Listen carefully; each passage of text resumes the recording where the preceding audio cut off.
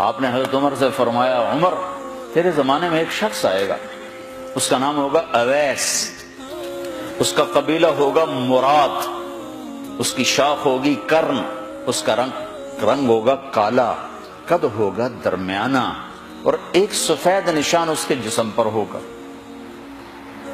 جب وہ آئے تو تم اس سے دعا کرانا، علی تو بھی کرانا، عمر تو بھی کرانا، اور میں قسم کھا کے کہتا ہوں کہ اویس جیسوں سے دنیا بھر جائے تو عمر و علی کے ایک بدن کے بال کے برابر نہیں، لیکن اس کے ذریعے سے ایک پیغام آگے پہنچانا تھا۔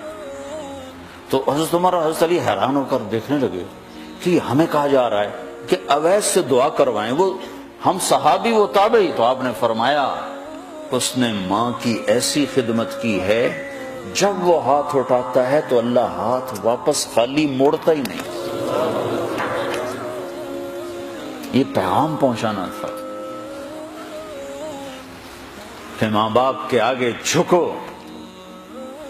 جس دیش میں آپ رہتے ہیں یہاں کام کی رفتار بہت تیز ہے، ماں باپ اگر موجود ہیں تو کم ہی خوش نصیبوں والے ہیں جن کو کچھ اولاد کی خدمت ملتی ہے، ورنہ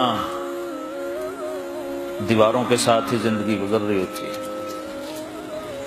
تو عمر رضی اللہ عنہ جب خلیفہ بنے تو ہر سال حج کرتے تھے، ہر سال ان کو ڈھونڈواتے۔ اب مجھے یہ نہیں پتا درمیان کے کوئی سال ہوں گے کہ ایک سال آپ نے حج پر سارے حاجی اکٹھے کر لیے، ایسے اپنے سامنے کا کھڑے ہو جاؤ بھائی، سب کھڑے کر لیے، کہنے لگے بیٹھ جاؤ سارے یمن والے کھڑے رہو، تو سارے بیٹھ گئے، یمنی کھڑے رہے، کہ سارے یمن والے بیٹھ جاؤ، قبیلہ مراد والے کھڑے رہو، تو سارے یمنی بیٹھ گئے، مراد والے کھڑے رہے۔ اس سال میں یمن گیا جماعت میں تو اویس کرنی کے گاؤں گیا، ان کی جگہ پیدا ہوئے، جو ان کا قبیلے کے لوگوں سے ملا، اس علاقے سے گزرا، دیکھا کہ اچھا یہاں وہ ہستی پیدا ہوئی تھی۔ خشک پہاڑ ہیں، بالکل خشک پہاڑ۔ پھر آپ نے کہا مراد والے بیٹھ جاؤ، قرن والے کھڑے رہو، تو صرف ایک آدمی باقی بچا۔ تو آپ نے اس سے پوچھا تم قرنی ہو؟ کہ جی ہاں۔ اویس کو جانتے ہو؟ کہ جانتا ہوں، میرا سگا بھتیجا ہے، میرے بھائی کا بیٹا، لیکن وہ تو تھوڑا پاگل سا ہے، آپ اس کا کیوں پوچھ رہے ہیں؟ تو عمر رضی اللہ تعالیٰ نے رونے لگے، کہا وہ نہیں، تو پاگل نظر آتا ہے۔ پھر آپ نے پوچھا کدھر ہے؟ آیا ہوا ہے حج میں ہے؟ کہ جی ہے۔ کدھر ہے؟ کہ جو اونٹ چرانے نکلا تھا عرفات کی طرف۔ تو حضرت عمر نے حضرت علی کو ساتھ لیا اور دوڑ لگائی اور پہنچے عرفات کی طرف، تو دیکھا تو ایک آدمی ایک کیکر کے درخت کے نیچے نفل پڑ رہا اور اونٹ اس کے چاروں طرف چل رہے ہیں۔ تو یہ دونوں حضرات بیٹھ گئے، تو انہوں نے اویس نے محسوس کیا کچھ آ گئے لوگ، تو انہوں نے نماز مختصر کر دی، سلام پھیرا۔ تو حضرت عمر نے پوچھا کون ہو بھائی؟ کہا جی مزدور ہوں۔ کہ تیرا نام کیا ہے؟ کہا جی اللہ کا بندہ۔ کہا بھائی ہم سارے کے بندے ہیں، میں پوچھ رہا ہوں جو نام تیری ماں نے تیرا رکھا وہ کیا ہے؟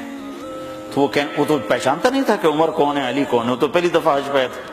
وہ کہنے لگا تم کون ہو میرا انٹرویو کرنے والے؟ انٹرویو تو میں اپنی طرف سے کہہ رہا ہوں۔ میں کہا تم کون ہو میرا پوچھنے والے؟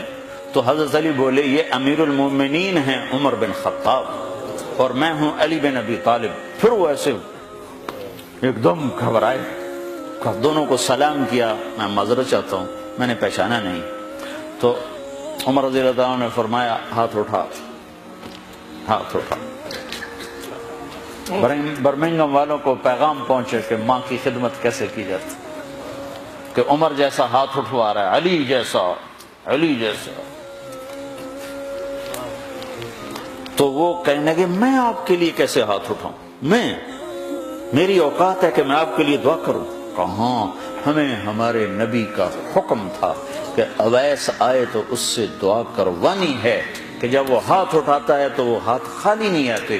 کس وجہ سے؟ تہجد، جہاد، تبلیغ، ذکر، تلاوت، تسبیح، حج، عمرے، نمازیں، روزے، ذکر، تلاوت۔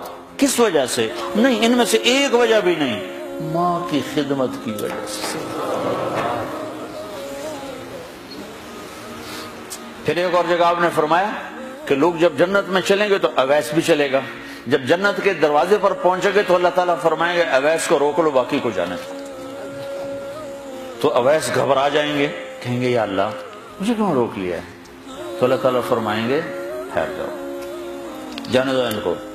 ہاں بھائی، اب یہ سامنے جہنم کے لوگ کھڑے ہوئے ہیں، تو شفاعت کر، تیری تو فعل لاکھوں انسانوں کو جنت میں ڈالو۔ تجھے اس لیے روکا ہے کہ تو شفاعت کر، جدھر تیری انگلی اٹھتی جائے گی ان کے لیے جنت لکھتی چلی جائے گی، ان کے لیے جنت لکھتا چلا جاؤں گا، جدھر جدھر تو انگلی اٹھائے۔ صرف پونڈ ہی سب کچھ نہیں، مائیں بھی بہت کچھ ہے۔ صرف پونڈ ہی سب کچھ نہیں ہے، باپ بہت کچھ ہے۔